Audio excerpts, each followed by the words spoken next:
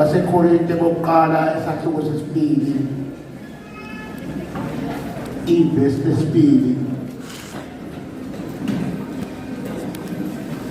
baseKorinte bokuqala esahluko sesibili ivesi lesibili.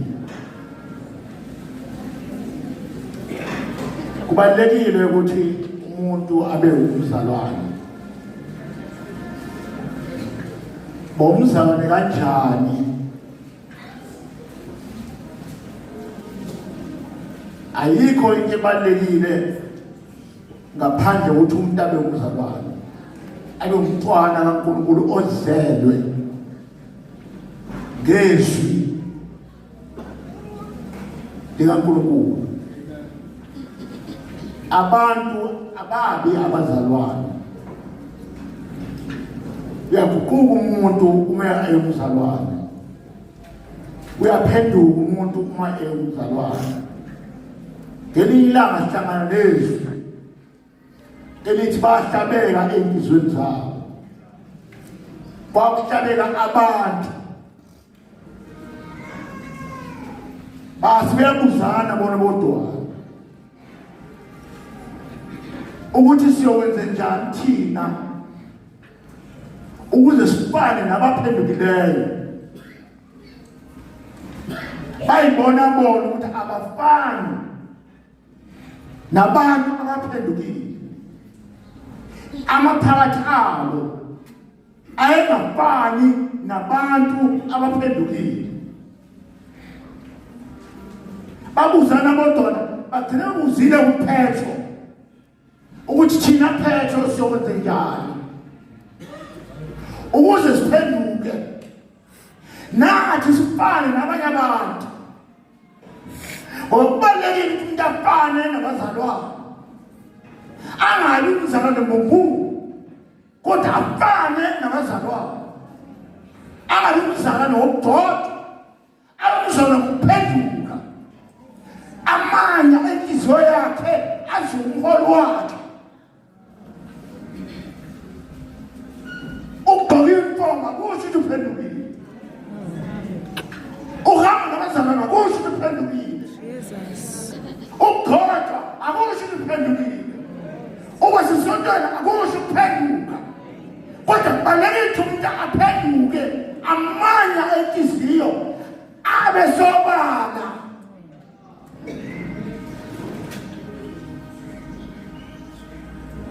Asitholiswe lenkosi. Ngicela sifundeke bazalwane Ncwadi yabaseKorinte bokuqala isahluko sesibili ivesi elesibili. Kufundeka khona kanje, isihloko sakhona sithi intshumayelo kaPauli eKorinte.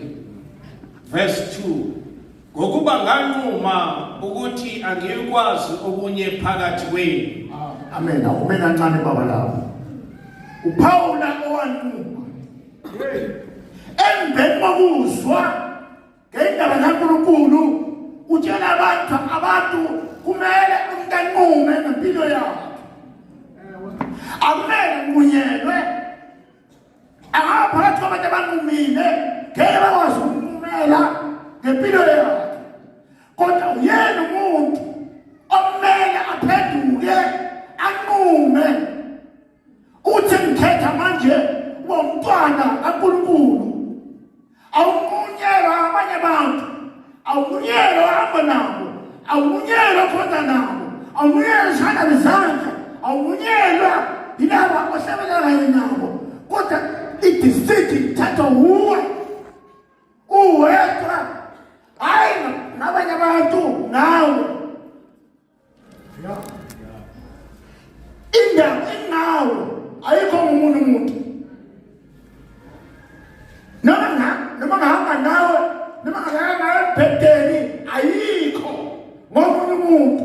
Indawo inawe. Kubalulekile ukuthi umuntu anqume.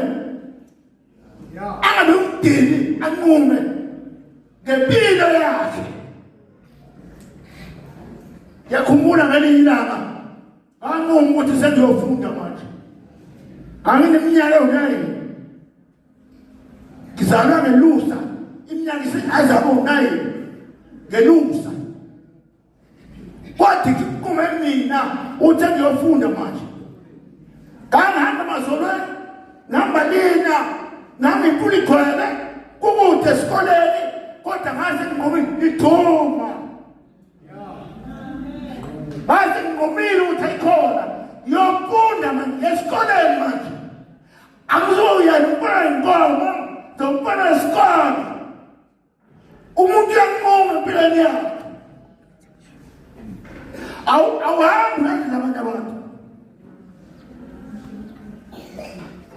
bengabe kuhle sibe nabazalwane abayithathele bona abathi ngayithathele kwabona Jesu noma kushiwe imbuzo kuthiwa yonke into wena ukhethile uhamba nobani noJesu hantu uthi ubona hantu empilweni yami uthi angisekhonza enye inkosi ngaphandle kaJesu umumile kuphela uJesu Kristu kuphela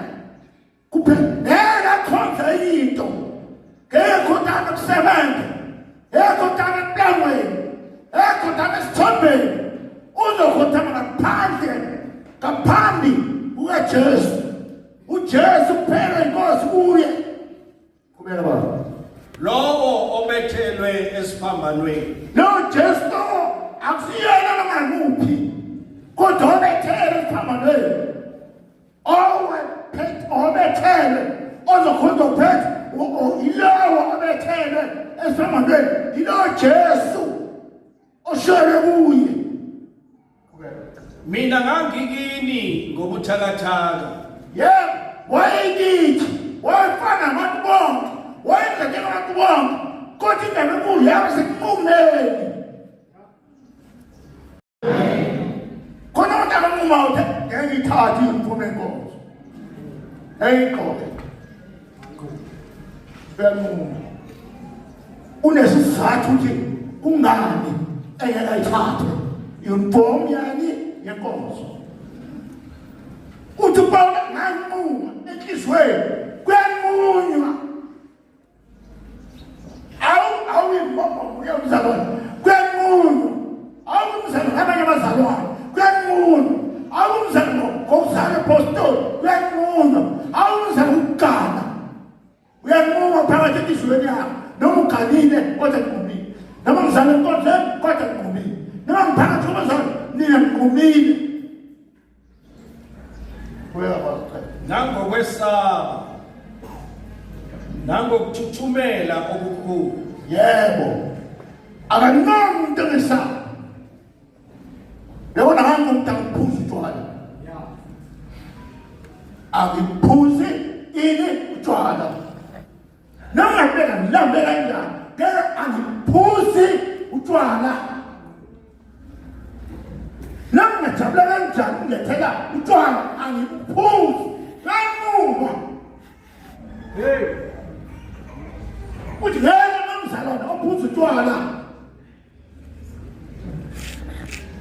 engatshali wayini lenkonzo angithathi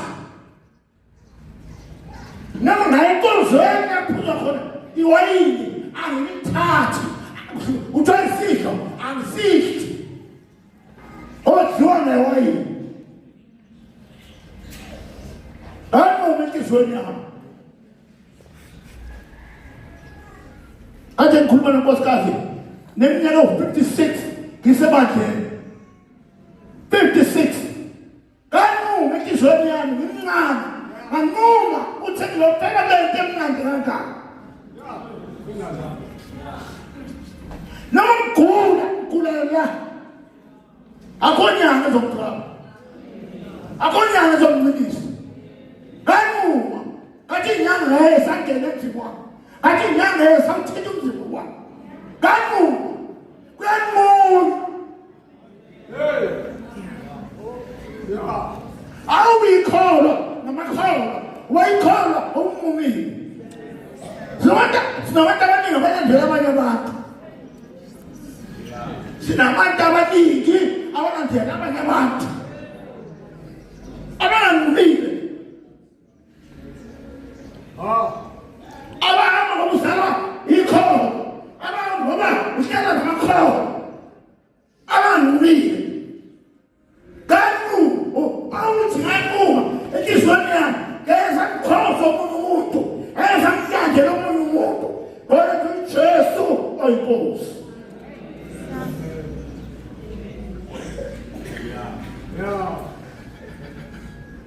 nokukhuluma kwami nokushumayela kwami akubanga ngamazwi okuhlakanipha ahungayo. Ukushumayela kwami, ukukhuluma kwami, ke kusaba okwami. Kuba ngonke umilele. Ngiyabonga.